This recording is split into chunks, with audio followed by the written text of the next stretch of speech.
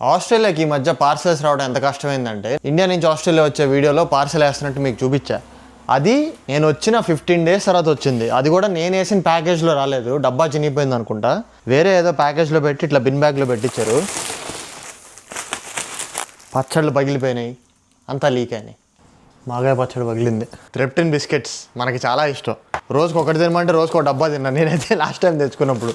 అసలు పికిల్స్ నాయే, కానీ అన్నీ పగిలిపోయినాయి అనుకుంటా. సొంతగా వీళ్ళు కవరింగ్ చేశారు, వీళ్ళు ప్యాకింగ్ చేశారు అన్నిటికీ. ఇది టొమాటో పికిల్, మా డాక్టర్ గారు వేసిన టొమాటో పండు.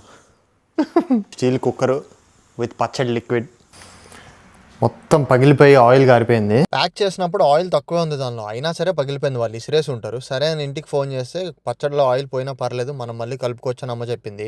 మళ్ళీ వంట మాస్టర్లు అందరూ ఏ ఆయిల్ వాడామని చెప్పొద్దు, పచ్చడికి వాడాల్సిందే వాడాను. వెళ్ళి ఆయిల్ కాగబెట్టుకొని చల్లారిన తర్వాత పచ్చడిలో కలుపుకున్నాను. ఇంకో పచ్చడికి ఉప్పు ఎక్కువ అయితే దానిలో కారం కూడా వేసుకొని ఒకేసారి కలిపేసుకున్నాను. ఇట్లా నేను కూడా పచ్చళ్ళు పెట్టా.